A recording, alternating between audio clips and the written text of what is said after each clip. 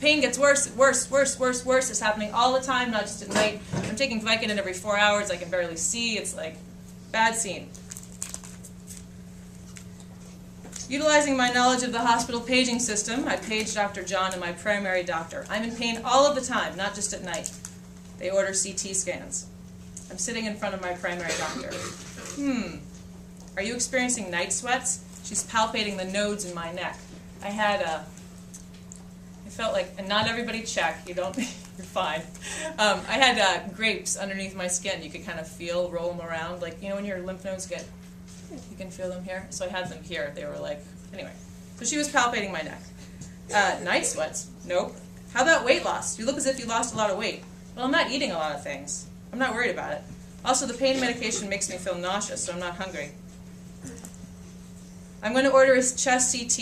You can do it at the same time you do the neck CT that Dr. John already ordered. You need to take a good look at what's going on inside your body. You're the boss. Friday, my general doctor calls. The scan shows lymph nodes that are enlarged throughout my chest and neck. It is not just that there's a 3-centimeter lymph node near my gallbladder. There are 3-centimeter lymph nodes all over the place. She wants a biopsy to make sure. They're concerned it should be cancer. It could be cancer. Lymphoma. Lymphoma? Cancer? Saturday. Cancer, but I'm healthy. Sunday. Maybe they're wrong. They've been wrong the whole time.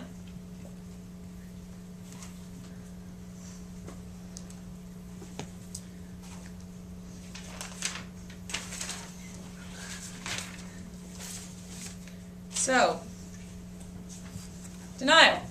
Turns out it was cancer. I was in pain. I was taking OxyContin. I don't know if you're familiar with that.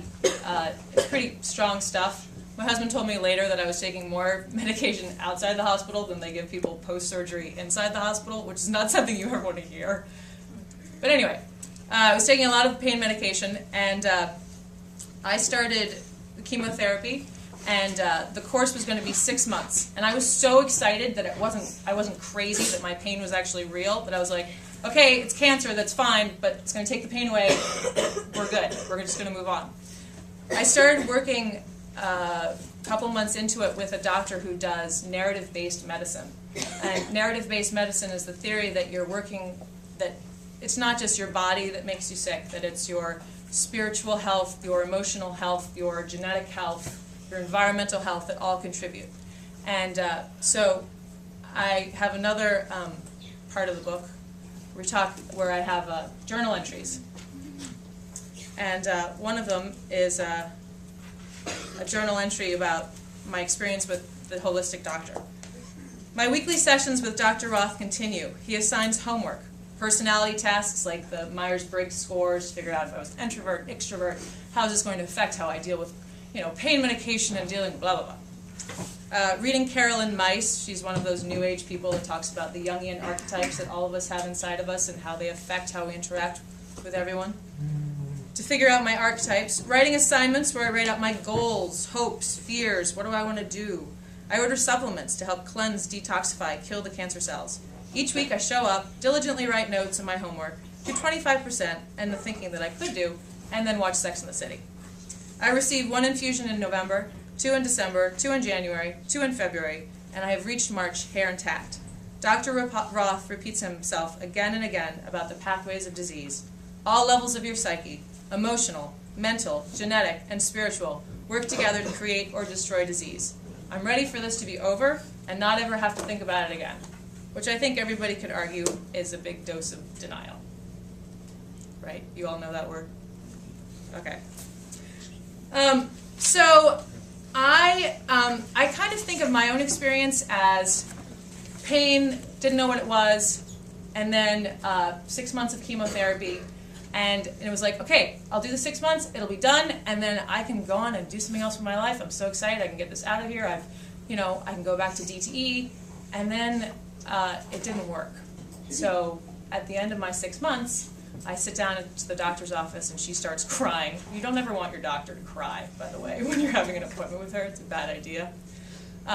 She starts getting upset. She's like, I'm really sorry. This isn't what we hoped for. We thought you'd be okay through all of this. And I said, yeah, well, it's not what I hoped for either, by the way. So I started thinking about after it didn't work the first time, I was like, well, screw Western medicine. You guys don't know what you're doing. You're mean to my husband. I don't like you anyway. All you do is go into this hospital and nobody treats me nicely. They ask you what your birth date is every single time you go in. I felt like a machine. It was just like so dehumanizing. And I was like, okay, I've given Western medicine 6 months. I'm going to try alternative methods for 6 months. And maybe it'll work. You know, it's my life. If I'm going to do this, this is my life. And what else are we going to do in this world but stand up for what you believe in, right? The problem is that I couldn't figure out,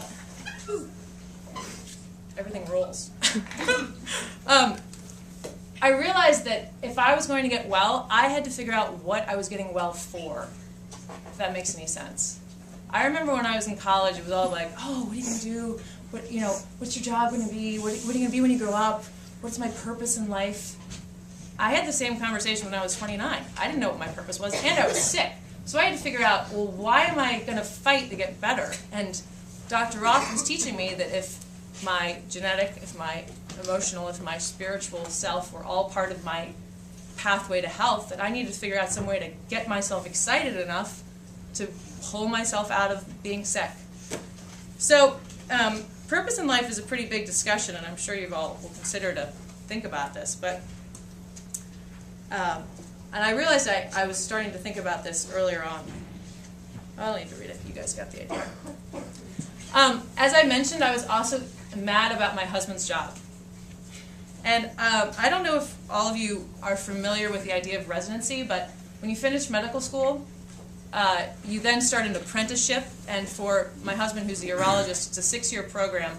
They recently lowered the hours from however many you want to 80 hours a week. You're not supposed to work more than 80 hours a week. That doesn't count when you are at home working. So we would be having conversations, and I would be sitting there being like, I don't know what to do with my life. And he'd be falling asleep in front of me. And my family was in Washington. I didn't know a lot of people. And I felt really lonely and alone. And I hated that the hospital did that. Until I still do. So, hold on, I'll read it and then I'll stop being upset.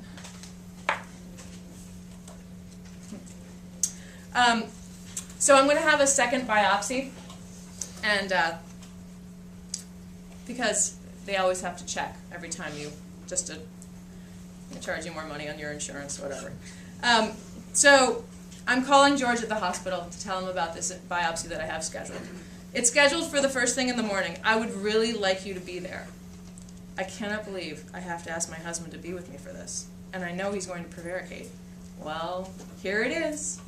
There are 2 operating rooms running that day, and I don't know who's going to be covering them. Here we go on this merry-go-round. It's not your problem, George. It's the attendings who are liable for their freaking patients and their freaking schedules. I know you hate adding more work to the other residents, but I'm sure all of those people who offered to help with this will be okay. Taking the day off because your wife is going to have surgery because she has cancer is normal. What's wrong with him? All right, I'll see what I can do. He sounds distracted on the phone, exhausted and small.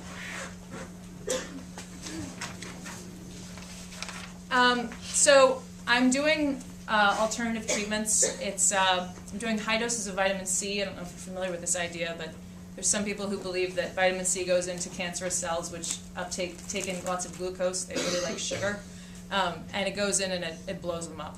And it works for some people. Well, according to what I know, it works for some people.